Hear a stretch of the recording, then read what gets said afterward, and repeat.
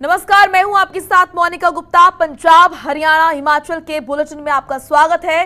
केंद्र सरकार देश में कोरोना से बचाव के लिए हर संभव प्रयास कर रही है। वहीं अब हरियाणा सरकार ने 1 सप्ताह की लॉकडाउन खत्म होने के बाद अब इसकी अवधि 17 मई तक कर दी है। इस नए लॉकडाउन को सरकार ने महामारी अलर्ट सुरक्षित हरियाणा का नाम दिया है। दूसरे चरण के लॉकडाउन में नई गाइडलाइन जारी की गई है। नए लॉकडाउन की गाइडलाइन के अनुसार 11 लोगों के एक स्थान पर जमा होने पर पाबंदी रहेगी। शादी और संस्कार में सिर्फ 11 लोगों के ही जाने की अनुमति होगी।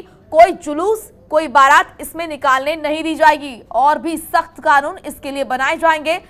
कल जब हरियाणा में लॉकडाउन खत्म होने का आखिरी दिन था तो सरकार पूरा दिन कंफ्यूज की स्थिति में ही नजर आई और पूरे दिन कंफ्यूजन ही रहा। लोग इस इंतजार में थे कि दूसरे दिन में क्या होगा, लॉकडाउन खत्म होगा या आगे बढ़ेगा। लेकिन रात में जाकर सरकार ने लॉकडाउन बढ़ाने का फैसला लिया।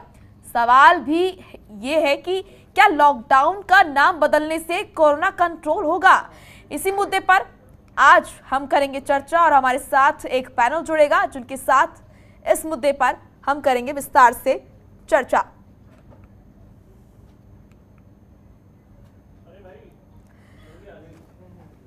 तो चर्चा की शुरुआत करें, लेकिन उससे पहले जनतंत्र टीवी के कुछ सवाल जो कि आपको दिखा देते हैं। क्या लॉकडाउन का नाम बदलने से कोरोना होगा कंट्रोल? पहला बड़ा सवाल जनतंत्र टीवी का।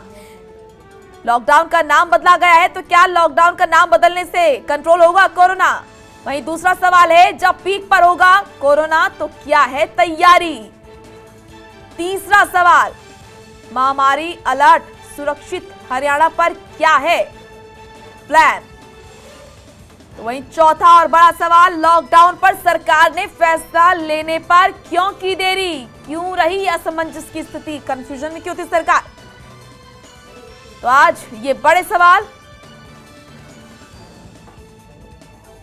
जिनका उत्तर लेंगे, हमारे साथ तमाम गेस्ट जुड़ेंगे, विस्तार से करेंगे इस मुद्दे पर चर्चा। और ऐसे में क्योंकि लगातार देखा यह जा रहा है कि हरियाणा में मामले बढ़ रहे हैं और गांव की तरफ भी अब कोरोना ने अपना रुख कर लिया है। ऐसे में कई मामले देखे जा रहे हैं जहां पर गांव में मामले तेज रफ्तार से बढ़ रहे हैं।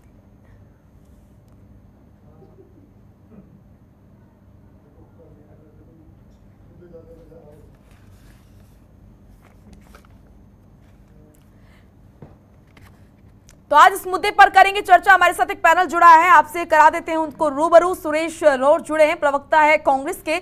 भारत भूषण जुड़े हैं, वो है प्रवक्ता बीजेपी के। और आशीष अग्रवाल भी हमारे साथ जुड़े हैं, एडिटर हैं पंजाब, हिमाचल, हरियाणा के। आप सभी का बहुत बहुत स्वागत है इस चर्चा में। सबसे पहले भारत भूषण जी, आपका मैं रुख करूंगी। ये दरअसल हरियाणा की जनता जानना चाहती है। देश में लॉकडाउन लग रहा है, तमाम राज्यों में कोरोना कर्फ्यू लग रहा है, लेकिन हरियाणा में महामारी अलर्ट जो लगाया गया है, इसका कॉन्सेप्ट क्या है? आखिर क्यों नाम बदला गया है और क्या नाम बदलने से कोरोना कंट्रोल हो जाएगा? क्या नाम बदलने से कोई ऐसा नहीं है कि नाम बदल लिया तो उससे कोई बहुत बड़ा प्रभाव कोरोना के कंट्रोल पर हो जाएगा जी। लेकिन ये निश्चित है कि इसको एक महामारी है जी, और जिस रूप से विकराल रूप इसने ले लिया है देश भर में, उसमें इसका निश्चित एक उचित सा नाम ये ही बनता था कि महामारी को एक अलर्ट के रूप में लोग इसको स्वीकारते जी, और इसीलिए इसका नाम महामारी अलर्ट कहा गया।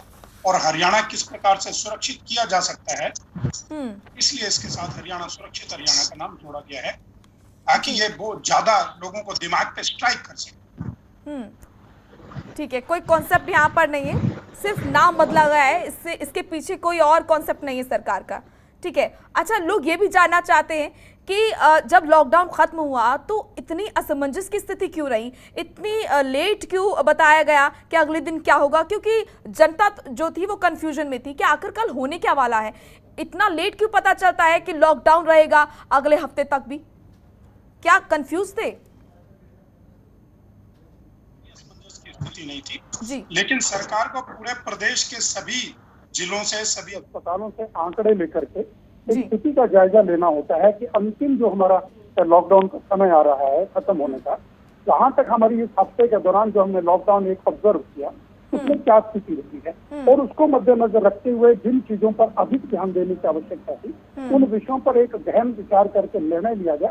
कोई असमंजस नहीं था, वो एक समय था कि इतने समय के बाद ही इस पे सही निर्णय और उचित निर्णय लिया जाना। ठीक है।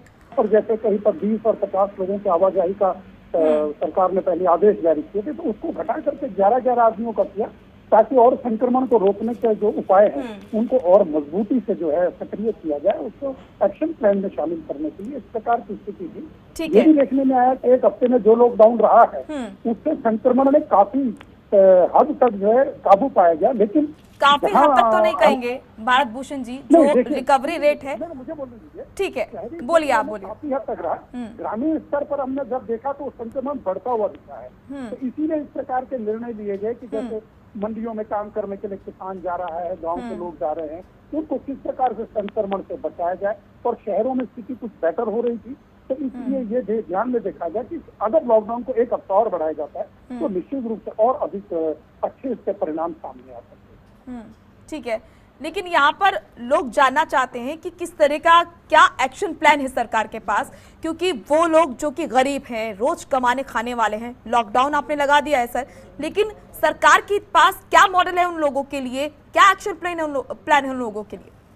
सही आपका कहना। पहले आपका ये प्रश्न था कि सरकार ने अंतिम समय में जाकर निर्णय लिया। सरकार को इस विषय पर भी बहुत अधिक ध्यान देने की जरूरत है और ध्यान दिया है कि जो लोग रोजमर्रा की जिंदगी में खाते कमाते हैं, जैसे दिहाड़ीदार लोग हैं, मजदूर लोग हैं, रेडी फेरी वाले हैं, या जहाँ मजदूरी करने जाते हैं, तमाम फैक्ट्रियों में लोग जाते हैं, तो उनको किस प्रकार के नियंत्रण के तहत काम करने लगाया जाए या काम पे जा भी पाए और संक्रमण से भी बचाया जाए। तो उस प्रकार जिस प्रकार लॉकडाउन में पहले शर्तें रखी गई थी कि इंडस्ट्री में लोगों को काम करने जाना है, तो कई जगह पे ये किया गया कि ऑल्टरनेट डेज बन जाए, एक दिन कुछ लोग जाएं ताकि संख्या कम हो जाए कार्मिकों की, अगले दिन कुछ लोग जाएं। तो ऑल्टरनेट डेज में भी हम देख रहे हैं कि ऑब्जर्व कर रही है इंडस्ट्री, ऑल्टरनेट डेज पे लोगों को बुला रही है ताकि अभी एक ही समय पे अधिक से अधिक लोग काम पर न आए। और दूसरा जो मार्केट का समय है उसको इस प्रकार से बदला गया कि कुछ स्थितियों को ऐसे रखा गया कि आप सुबह जो आवश्यक चीजें हैं, दूध है, अंडा है, जो ऐसे सब्जियां हैं, फल हैं, उन क्रेताओं को थोड़ा समय दिए। और उसके बाद राशन भी जो एक एसेंशियल कमोडिटी है जीवन के लिए, उसको इस प्रकार से दिया गया। और 2 बजे के बाद जो है सार्वजनिक संस्थान और ऐसी जगह हैं वो सारा दिन बंद रहे। 2 बजे के बाद जो है आप देखेंगे, हम आज भी हमने नोटिस किया कि एक प्रकार से सुनसान की स्थिति थी कि दुकानें बंद हो गई तो लोगों को आवाजाही भी रुक गई। तो निश्चित रूप से जैसे अभी सरकार कह रही है कि जिन लोगों के घरों में आइसोलेट है और बहुत कमजोर गरीब वर्ग से हैं, आर्थिक रूप से कमजोर हैं, बीपीएल लाइन से नीचे हैं, उनको 5,000 रुपए उनके अकाउंट में सीधा ट्रांसफर करने का सरकार ने जो निर्णय लिया है, तो एक सराहनीय कदम है कि सरकार किस प्रकार गरीब से मजबूर लोगों को जाके घरों तक सहायता पहुंचा सके पैसे के द्वारा। और जो और गरीब लोग होम क्वारंटाइन के बजाय हॉस्पिटलाइज हैं, उनको 35,000 रुपए का जो उसका हॉस्पिटल का बिल है उसमें से उनको रियायत देने का काम भी जो सरकार कर रही है, तो निश्चित रूप से इसी प्रकार का एक्शन प्लान है। ठीक है भारत जी। आशीष, आप कुछ कह रहे थे? भारत भूषण जी, आप जितनी सरकार की तारीफ कर रहे हैं, सरकार के कार्यों का गुणगान कर रहे हैं, हम आपकी सारी बात को मानने के लिए तैयार हैं।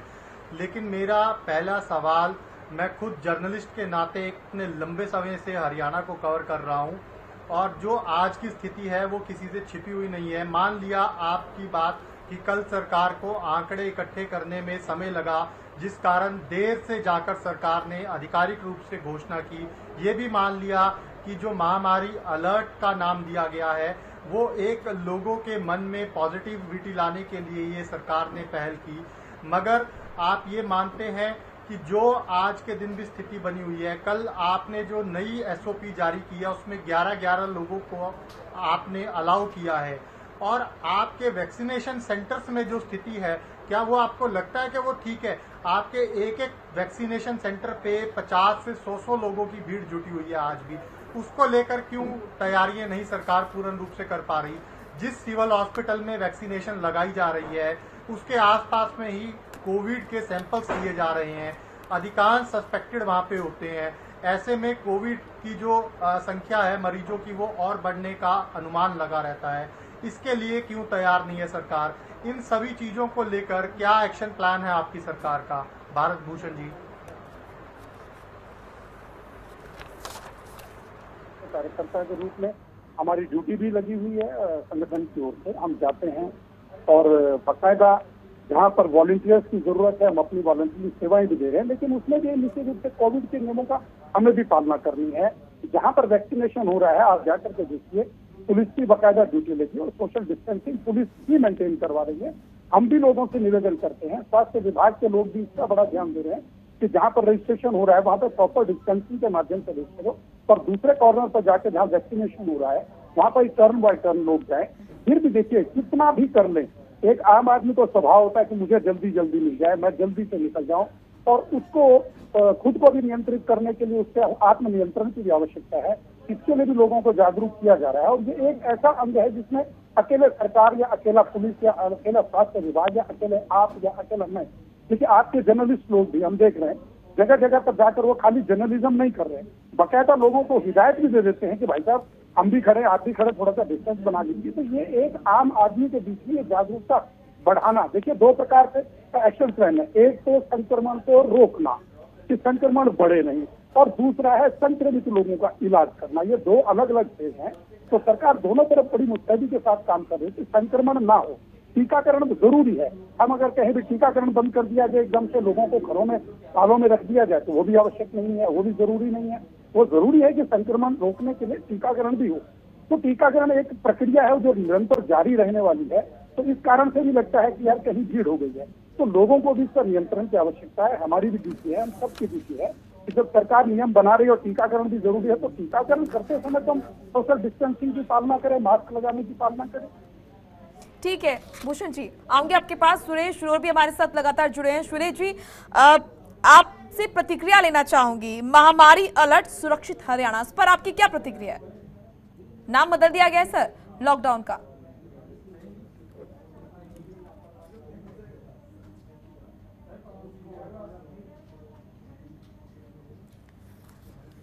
संपर्क हमारा नहीं हो पा रहा है, संपर्क करने की कोशिश करेंगे। फिलहाल भारत जी आपके पास मैं आऊंगी दोबारा। आपने कहा कि टीकाकरण को लेकर आप बता रहे थे कि जागरूकता की बहुत जरूरत है, सभी को एक दूसरे को जागरूक करने की जरूरत है। टीकाकरण अभियान जो है वो एक बड़ा हथियार है कोरोना की जंग से लड़ने का, लेकिन जिस तरीके से आशीष मेरे सहयोगी ने बताया कि वो फील्ड पर क्योंकि रहते हैं, उन्होंने खुद ने देखा है कि भीड़ बहुत ज्यादा है, तो क्या उसके लिए कोई एक्शन प्लान नहीं तैयार कर लेना चाहिए? कहीं ये टीकाकरण अभियान ही मुसीबत ना बन जाए, जिस तरीके से जो भीड़ सेंटर्स पर देखी जा रही है। भारत जी, किसी भी एक्शन प्लान को धरातल पर जमीनी स्तर पर लागू करने के लिए जनता के अंतिम सहयोग की आवश्यकता होती है। बिल्कुल। सरकार ने इलेक्ट्रॉनिक सिस्टम के माध्यम से जो है ऑनलाइन सिस्टम तैयार किया है कि रजिस्ट्रेशन पहले हो जाए। ऑनलाइन रजिस्ट्रेशन अगर आपको हो रहा है, उसके बाद आपको कॉल आ रही है, तो उस कॉल के माध्यम से टीकाकरण के सेंटर पर जाकर के अपने समय पर जाकर के हम करें। और अनावश्यक भीड़, अगर हम एक मित्र जा रहा है और उसके साथ 4 साथी और जा रहे हैं कि तो तुम टीकाकरण के लिए जा रहे हैं, मैं भी आपसे चलता हूँ, साथ चलता हूँ, ऐसा भी देखने को मिला है। पुलिस ने कई बार हमने देखा सड़कों पर जाते हुए रोका, बालकों को नवयुवकों को रोका, कहाँ जा रहे हो? टीका कराने जा रहे हो।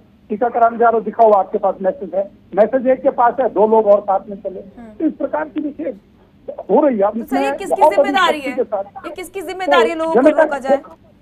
देखो पुलिस भी रोक रही है, जनता को खुद भी इसमें भागीदारी निभानी पड़ेगी।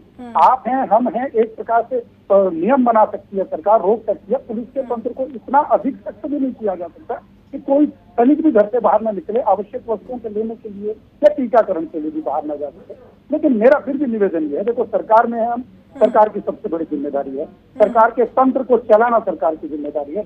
लेकिन ये लोकतंत्र है, सबसे बड़ा काम लोकतंत्र में लोगों को करना होता है। जिस प्रकार से लोग जनता सुनती है लोगों को, उसी प्रकार से जनता की ये भी ड्यूटी है, बनती है। और हम निवेदन बार बार कर रहे हैं कि किसी भी जगह पर जाना है तो सोशल डिस्टेंसिंग का स्वयं ही पालना कर ले।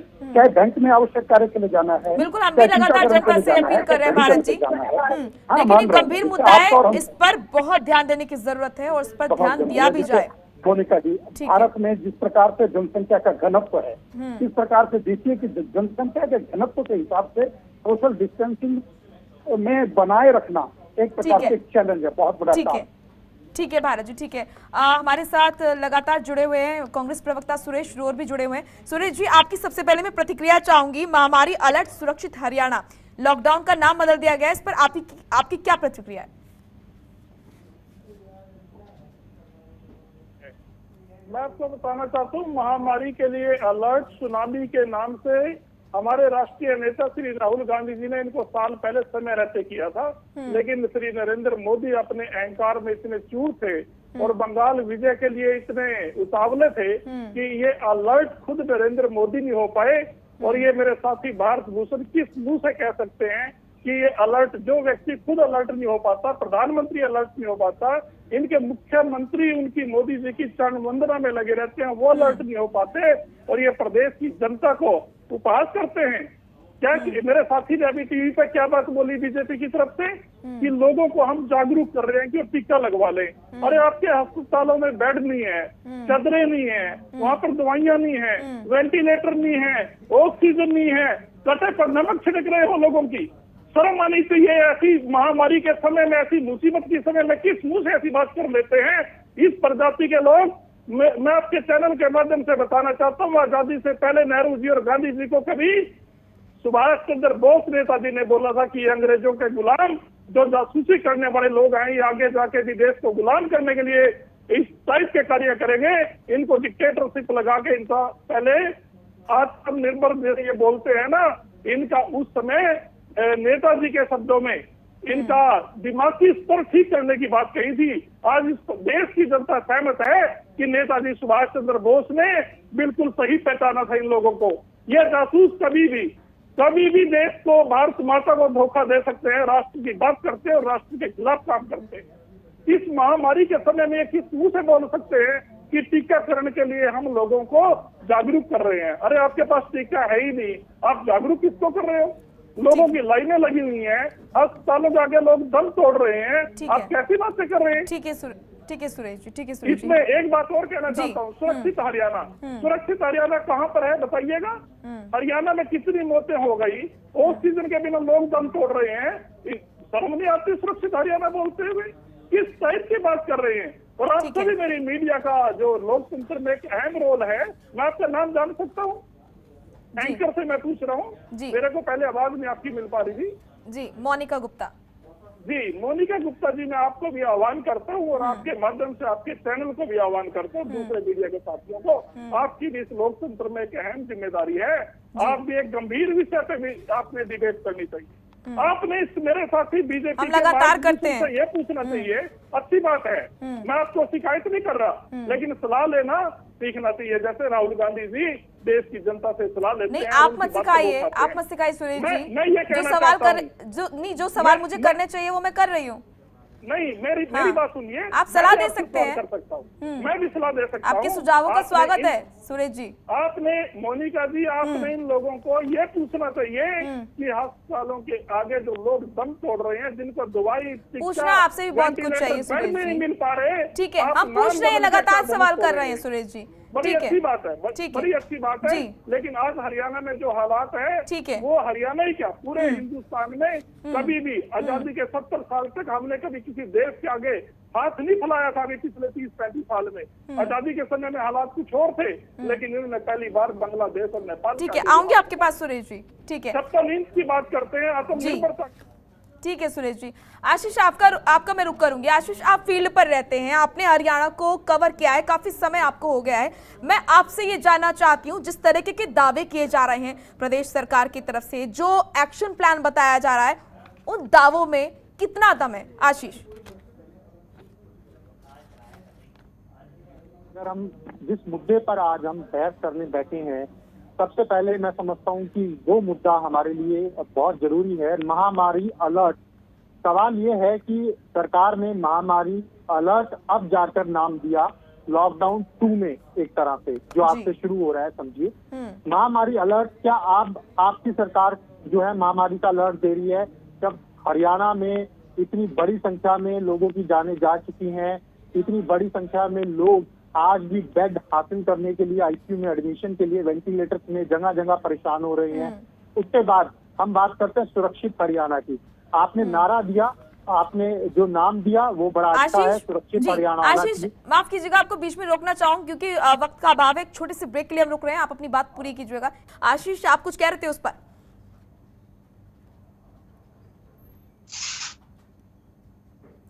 आशीष, भारत भूषण जी, आपसे जी। कि महामारी का अलर्ट क्या अब जाकर आपकी सरकार दे रही है, सुरक्षित हरियाणा का नाम दिया है, बड़ी अच्छी बात है, लेकिन आपको क्या आज के दिन जो हालात हैं उसमें हम सुरक्षित हरियाणा का नाम दे सकते हैं? दो, तीसरी और अंतिम सवाल मेरा आपसे ये है कि सरकार ने कड़ी पाबंदियों की कल बात की है अपने नए आदेशों के अंदर।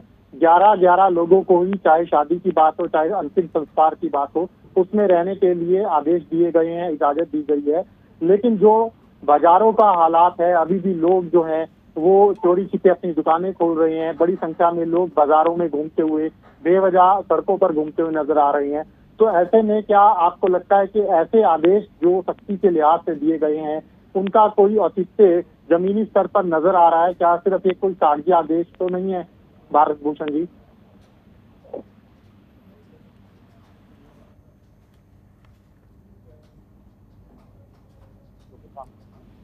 ये चीजें जो आप कह रहे हैं ये देखने को आ रहे हैं। इसीलिए अगर ये महामारी अलर्ट नाम बहुत अधिक प्रभावशाली ना होता, दिमाग को टच करने वाला ना होता, तो शायद इस पर चर्चा भी न रही होती। एक बात तो साबित होगी कि महामारी अलर्ट का नाम जो है इस प्रकार का नाम जरूर है कि हर एक के माइंड से इसमें। दूसरी बात, महामारी अलर्ट हमारा एक्शन प्लान है और सुरक्षित हरियाणा हमारा लक्ष्य है। इसलिए हम ये नहीं कह रहे कि हरियाणा आज की स्थिति में बिल्कुल सुरक्षित है कोरोना की दृष्टि से। हम ये कह रहे हैं कि महामारी अलर्ट जो हमारा कार्यक्रम है, एक एक्शन प्लान है महामारी अलर्ट के दौरान ऑब्जर्व किए जाने वाला सुरक्षित हरियाणा जो है हमारा एक लक्ष्य है, इसकी तरफ बढ़ रहे हैं। दूसरी तरफ आपने कहा कि जिस प्रकार से इसमें एक्शन प्लान तैयार किया गया है और सीमाएं बनाई गई हैं कि 11 लोगों से अतिरिक्त जो है कहीं पर एकत्र नहीं है, क्या वो जमीनी स्तर पर हो पा रहा है? क्योंकि जहाँ व्यक्तिगत तौर पर पर्टिकुलरली लगाया गया वहाँ पर ऑब्जर्व लोग कर रहे हैं। बहुत सिंसियर क्लास वहाँ पर जाती है, जहाँ पर जाती है। ये शादी का मामला है, तो एक परिवार तक कार्यक्रम को सीमित करने के लिए कि परिजन ही उस शादी में शामिल हो या परिजन ही जो है संस्कार या संस्कार में शामिल हो, तो वो तो स्वाभाविक रूप से हो जाता है। जहाँ तक सड़कों पर लोगों की आवाजाही है उसमें भी है कि लोगों को फलों के लिए निकलना, सब्जी के लिए निकलना, राशन के लिए निकलना, टीकाकरण के लिए निकलना, इसको पूरी तरह से रोका नहीं जा सकता, ताले के अंदर बंद नहीं किया जा सकता है। अब ये आकर के मेरे पर, आप जैसे लोगों पर, हम सब पर लागू हो जाती है बात कि हम सरकार के नियमों को, सरकार नियम बना रही है लेकिन पालना करने का अंतिम हमारे ऊपर आता है। ठीक है। देखिए मोनिका जी, मैं सुरेश जी की बात का उत्तर देना चाहूंगा। देखो हमारे एक प्रतिष्ठित राजनीतिक दल है, एक बात कही, देखिए बात लक्ष्य कहाँ है, बात कहाँ वो लेकर के चले गए, ये तक इस बात वक्त की कमी, इसलिए शॉर्ट में आंसर दीजिए। मुझे आपसे और भी सवाल करने हैं। मैं उनको ये जरूर कहना चाहूंगा, देखिए शांत रहिए, मुझे बोलने का अवसर, सुरेश जी बोलने का अवसर दीजिए। सुरेश जी अपनी बात का उत्तर सुनिए, सुरेश जी अपनी बात का उत्तर सुनिए। सुरेश जी गलत बात है, आपने प्रश्न का उत्तर सुनिए। आप इस बात को लेकर के गए, सरकार के ऊपर प्रश्न चिन्ह लगाया। 2014 में जब तक मोदी सरकार नहीं आई थी उससे पहले इस देश में 4 एम्स हुआ करते थे। आज 24 एम्स भारत सरकार के द्वारा तैयार करके पूरे देश में काम कर रहे हैं। अगर आप बताइए, हरियाणा प्रदेश में 10 साल लगातार आपकी सरकार रही है, जो भी हॉस्पिटल थे, क्या भारत भूषण जी आज जो समय है, ठीक है, ये जो आप बातें कर रहे हैं, हमारे पास बहुत समय है, हम कल परसों हम बात कर लेंगे इस पर, लेकिन ठीक है, हाँ ठीक है, लेकिन आप मुझे ये बताइए, इस पर कोई गुरेज नहीं है कि आपने जो नाम बदला वो अच्छा नाम है, ठीक है, आप नाम बदलिए, उसमें कोई आपत्ति नहीं है। लेकिन जो बेसिक चीज है, जैसे कि आपने बताया कि अगर कोई घर से बाहर निकल रहा है तो उसको रोका नहीं जा सकता है, ये है वो है। देखिए ये बहुत बेसिक चीजें हैं और इन छोटी छोटी चीजों से ही हम कोरोना की जंग है वो जीतेंगे। आपका जो एक्शन प्लान है वो धरातल पर नजर आना चाहिए सर, और ये जो मुद्दा है ये बहुत गंभीर है, इस पर आप काम करें, नाम बदलिए, ये बहुत अच्छा है और इस पर किसी को कोई आपत्ति नहीं है। लेकिन जो आप एक्शन प्लान बता रहे हैं वो जमीन पर भी नजर आना चाहिए। क्योंकि वक्त का अभाव है, इसलिए आप दोनों को यहीं पर रोकना चाहूंगी। आप सभी का बहुत बहुत शुक्रिया इस चर्चा में शामिल होने के लिए। तो यहाँ पर जिस तरीके से देखा जा रहा है कि हरियाणा में लॉकडाउन का नाम बदला गया है और साथ ही कई पाबंदियां भी लगाई गई हैं और प्रदेश सरकार की तरफ से दावे किए जा रहे हैं कि यहाँ पर कई तरह की व्यवस्थाएं की गई हैं और कई तरह के एक्शन प्लान बनाए गए हैं। अब देखने वाली बात यह रहेगी कि धरातल पर ये किस तरीके से अमल में लाया जाता है और किस तरीके से देखा जाएगा इसका असर। फिलहाल एक छोटे से ब्रेक के लिए रुक रहे हैं, फौरन लौटेंगे। खबरों के निष्पक्ष विश्लेषण के लिए सब्सक्राइब करें Jantantra TV and press the bell icon. Never miss any update.